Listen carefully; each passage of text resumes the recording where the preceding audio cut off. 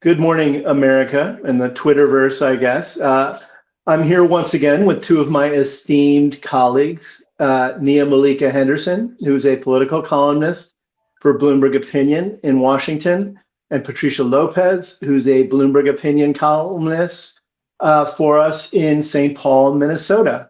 And I'm Tim O'Brien. I'm the executive editor of Bloomberg Opinion, and we're here today to talk about Joe Biden's State of the Union address. Nia, you wrote a great column this morning, and that's an easy way in.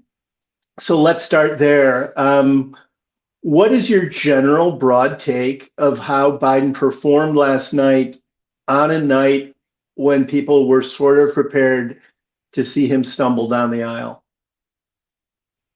That's right. And listen, people were prepared to stumble down the aisle because there have been concerns about polling, and many Democrats are very concerned about whether or not he can another 4 years. And that's what he was answering, right? That was for Americans.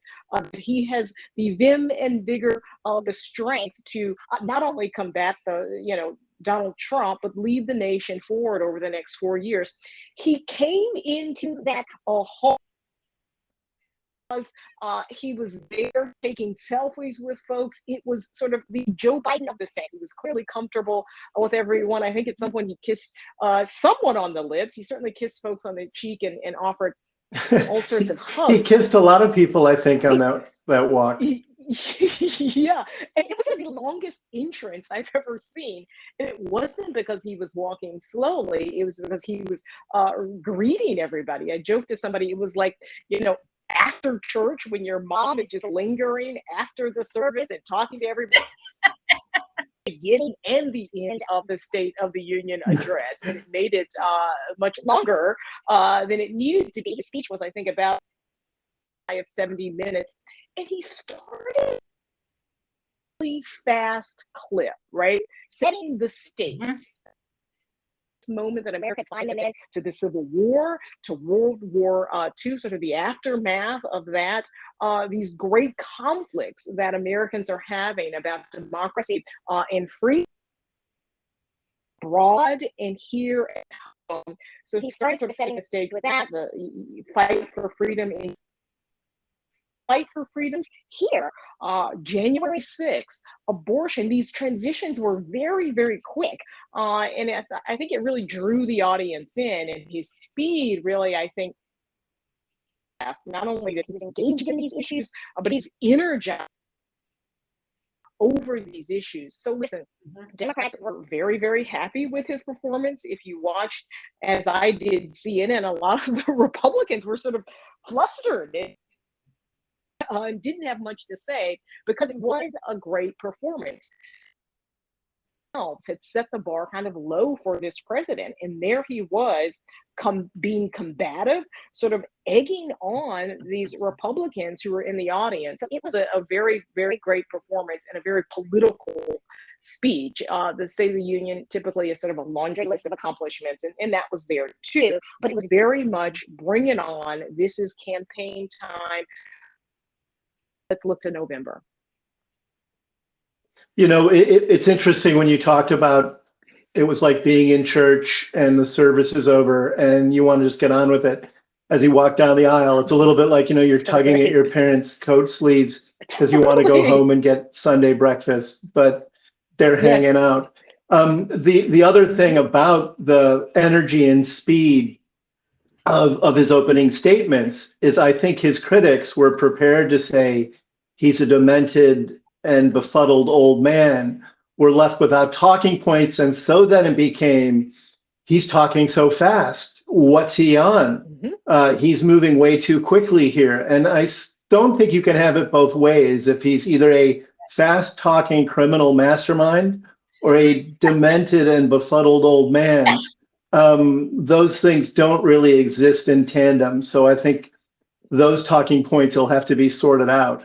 But Patricia, what was your broad take of his speech last night, in addition to what Nia's already said? I thought he had some really brilliant contrasts. The way he brought up Reagan telling Gorbachev to tear down this wall, and then contrasted it immediately with Trump telling Putin, do whatever the hell you want. That both reminded Republicans of where they came from, talked about one of the presidents that used to be one of their idols. And then I think, he had just a very forceful, wide-ranging policy speech. And meanwhile, you immediately saw this contrast with Trump, who was playing with social media filters all night. Looking. It was just kind of, I was really struck by that contrast. The other thing was that on immigration. Shocking that Donald Trump came off as a toddler. Yeah. Well, and it was just so ridiculous looking. I mean, he had promised apparently to do his own, sort of truth checking on Truth Social. And apparently that fell off with nothing to do but, do silly, goofy, googly eyed filters on the president and Kamala Harris.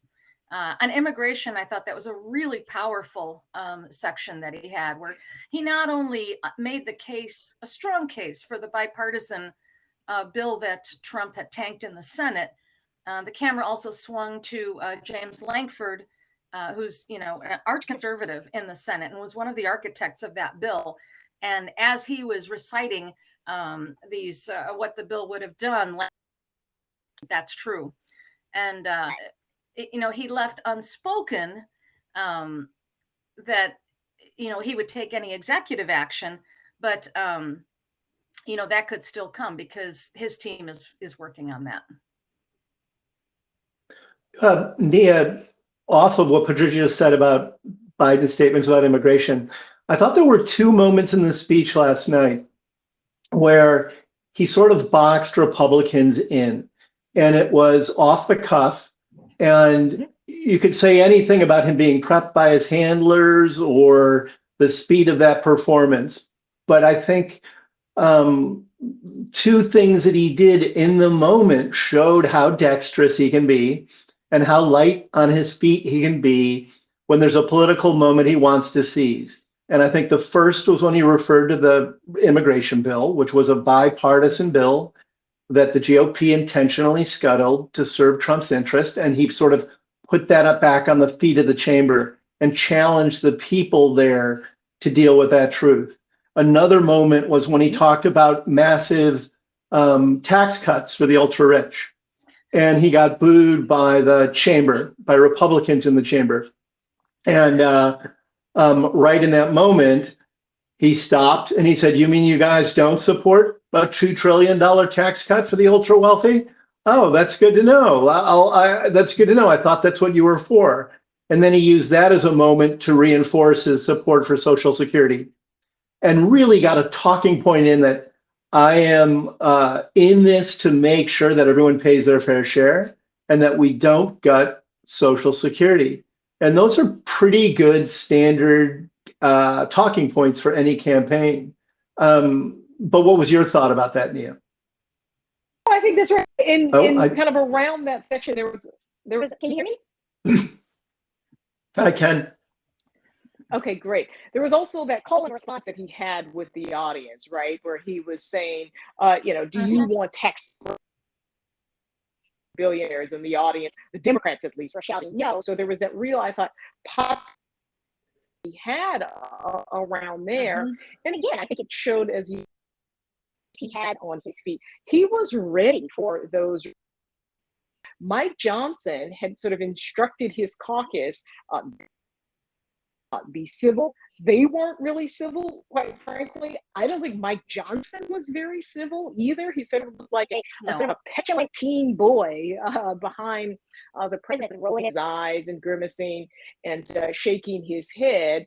But those were the moments at this White House wanted to see that this was a president who was engaged, who was combative, who could articulate his vision for the country, and also have this contrast. The Republicans are on the side of the rich. The Republicans are on the side of Putin, quite frankly. The Republicans are on the side taking away freedoms. And here is where Democrats are. Here is where Biden, the country. And of course, near the end, we were sort of talking about, there was that riff about the future that he wanted to see, right?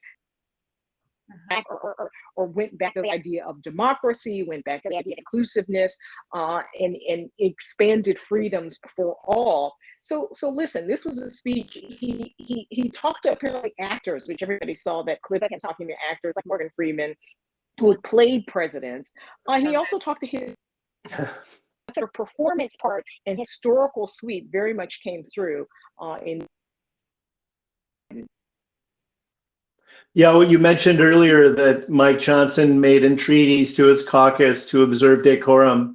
And then, of course, Marjorie Taylor Greene looked like a vendor at a baseball stadium in sort of a red Ronald McDonald MAGA outfit. And I sort of wondered if people were going to start to ask her for hot dogs and beers, like maybe she could touch hot dogs to other people sitting in the stands. But apart from that clown show, Johnson was interesting to watch, as we always do when you see the speaker and the vice president seated behind the president during an address like this and sort of gauging all of the kabuki that goes on. And what was interesting, at some moments, Johnson was willing to sort of clap or show some measure of support a few times, not many times. But what really struck me was when he wouldn't. He wouldn't support the idea that January 6th was a dangerous moment for American democracy. He wouldn't clap when Biden condemned Putin. When Biden said, let's defeat cancer. When Biden said we should get clean drinking water for our children. And on. Supporting veterans. We support the people who serve for us to defend the country. And Johnson couldn't find it in him to demonstrate support in those moments. And Patricia, what do you make of that? You know, Johnson's kind of inability to seize certain moments in a bipartisan way, even though he claims he's a bipartisan legislator. I thought it came and it just made the contrast with Biden even sharper, because he was in a really upbeat way. And so there's no way that was another Republican talking point that they were robbed of. They couldn't call him, which I think they because he had such a light touch, and it just made Johnson look, you know, kind of ridiculous. You can't stand up when the president is talking about beating cancer. That's kind of ridiculous. That takes bipartisan. That completely undercuts any claim that Johnson had to. What, from a policy standpoint, I know that immigration is is near and dear to your policy heart, Patricia, but what else leapt out to you on the policy front that you felt certain ahas about as he worked his way through his speech? I thought he framed the tax issue, you know, brilliantly. That the temptation was going to be to say, oh, he's, you know, hiking taxes on everyone. And he made it very clear that the stakes were preserving Social Security, getting the wealthy to, and, you know, and then immediately giving breaks to, you know, people on credit card late fees, which is, you know, one of those nagging things that you're like, what the hell, you know, $32 because I was a day late. And then tackling the issue of shrinkflation in groceries kind of head on. And then he had an answer on housing too, which is the other issue that people bring up over and over again, that their housing is expensive, their groceries are expensive. And he had ready answers for both of that and juxtaposed that on the wealthy. Nia, how about you? What surprised you? I mean, you did a lot of homework going into this speech.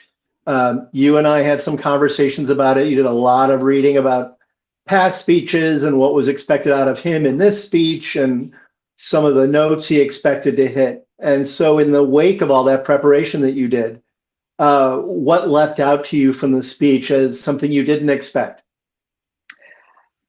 You know, I think what was surprising to me was how gullible the Republicans were. Right? I mean, there was a sense going in that the stakes were obviously high for this president. That this wife, that those exchanges that he had in his made him look good, made him look engaged. And so for them to so easily fall into that trap and give him some of his best moments, nice to me. Also, I will say this is not about the State of the Union, it's about the response. I was surprised at how terrible the State of the Union was. Katie Britt. Oh boy, that was what I wanted to get to next. Yeah, so go right ahead. Katie Britt, yeah. who is a 40 from Alabama. It was terrible television. There was because it was creepy. Said, yeah, it was so creepy. I was like, I'm sort of afraid. Like I don't know. Yeah, and she was very much hyped as sort of this brand new up and coming star because she's a woman and she's young. She could sort of speak to the idea.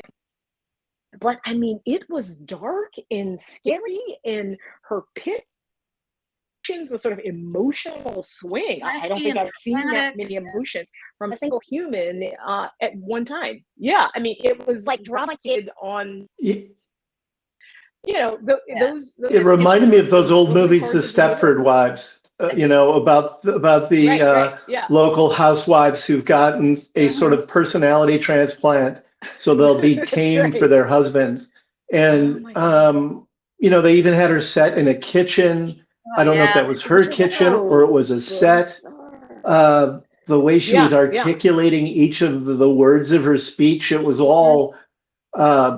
It was worse than Bobby Jindal, which I thought was possibly one of the worst rebuttal speeches. Yeah, Marco Rubio. It was so bad that I don't know what Saturday Night Live can do with it this weekend, because it was so. Yeah, probably couldn't be as dramatic as she was. I mean, they could just run it. They could, no, it was bad. But that gets again to the broader point you raised, Nia, before you offered her up as an example and allowed us to have a lot of fun on this call, because I just think that was one of the highlights. And maybe Patricia, you could pick this up, but the GOP had ample time to prepare. Yes, they all know that the State of the Union is about stagecraft and messaging and sort of leaving good talking points and visuals on the table for voters to cling on to. And did no one prep Katie Britt in terms of how to give a proper rebuttal speech, or what were they thinking here, I guess is my question. It's kind of unbelievable. It's hard to believe that no one, ran through a dress rehearsal with her and suggested that maybe she do a little bit off of his actual speech, make some adjustments in real time and just have some effective talking points. They didn't make their case at all. They kind of had some standard criticism, but they didn't make a forceful case for the Republican agenda going forward in this election. And I thought that was a real opportunity for them. And then on top of that, to have an almost comical presentation. I mean, Twitter just exploded with memes and comparisons of her to, falling somewhere between, prom and porn. And it was just a field day. And it's not good to have your Republican response be an object of complete ridicule. Well, they're also, I think one of the traditional things the GOP has tried to overcome, and it's currently a party dominated by old white men, is that they can present fresh new faces to the American public, and that they aren't out of the mainstream in terms of people's cultural values, et cetera, et cetera. But then they put someone on camera who is a little bit, like an actor in Scary Movie 10, where you come into the kitchen and it's Fright Night, and oh no, they're there in their green vests and they're going to get me. And,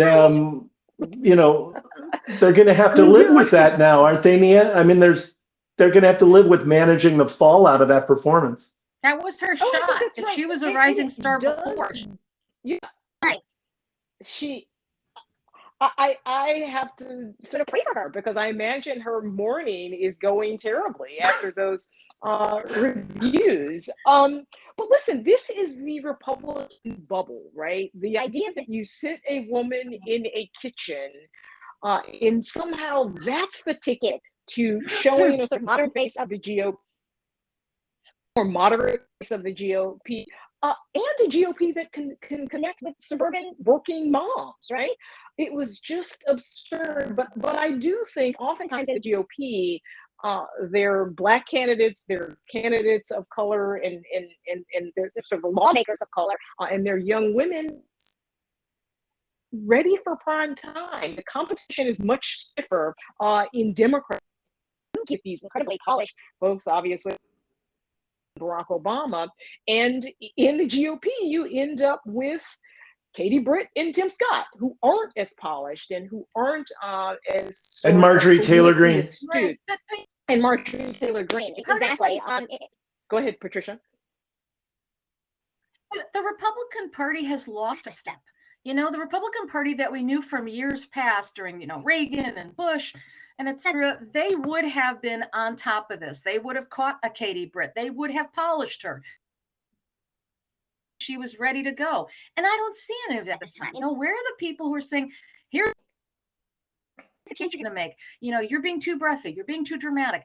They used to have people who did that.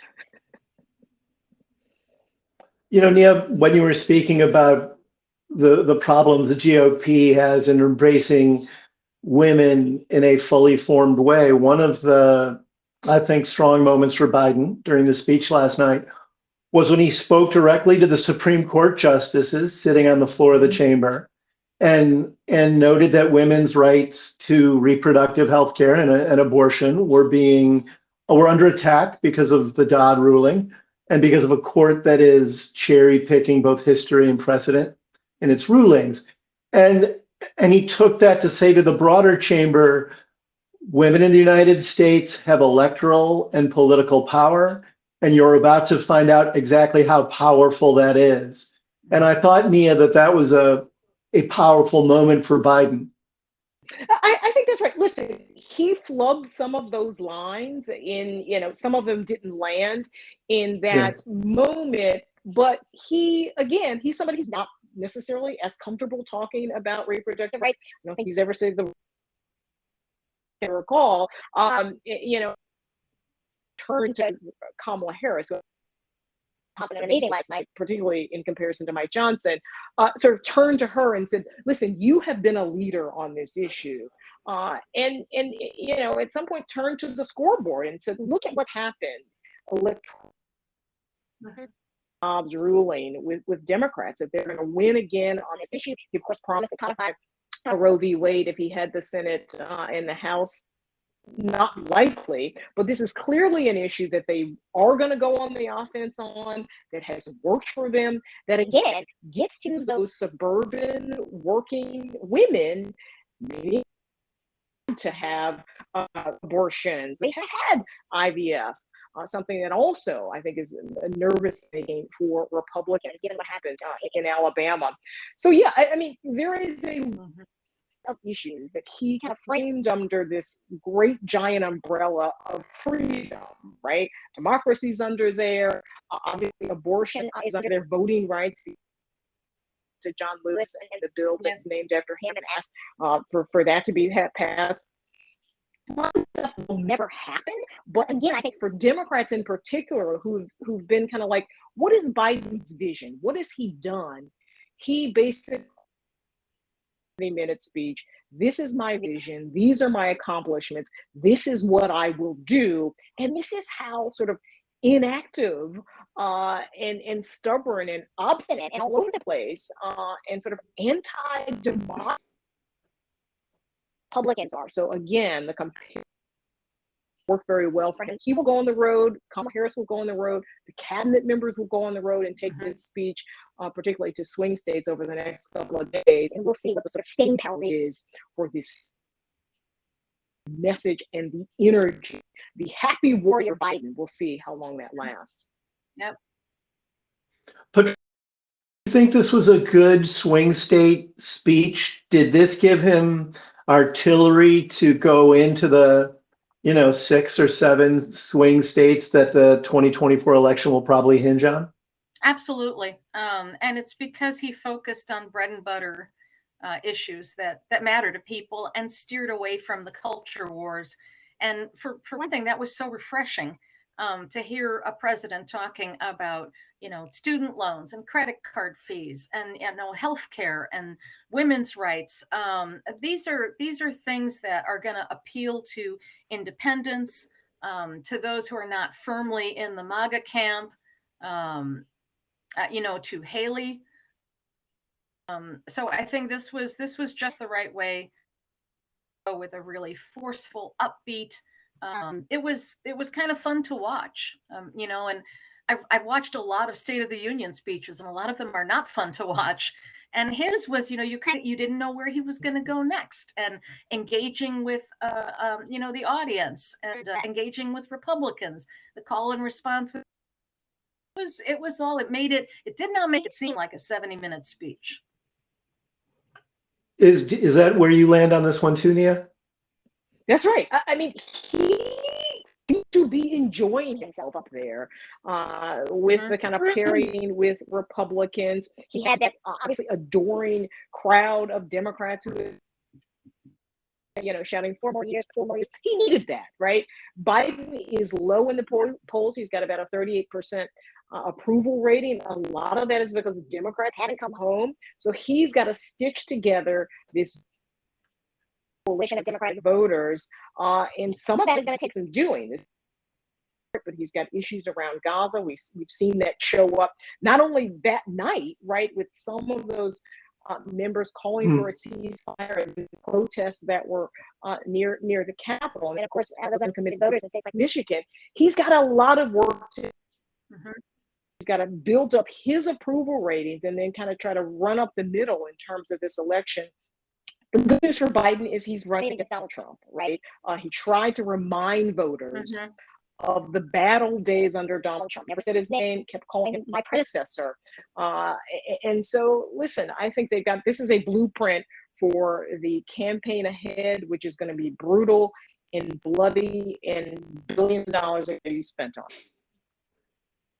Wow, brutal and bloody, and the three of us are going to have to hang in together as we cover that in coming months. And we've also run out of time this morning. So we're going to sign off from here. Patricia Lopez, Nia-Malika Henderson, thank you for joining us from Bloomberg Opinion today. I'm Tim O'Brien. And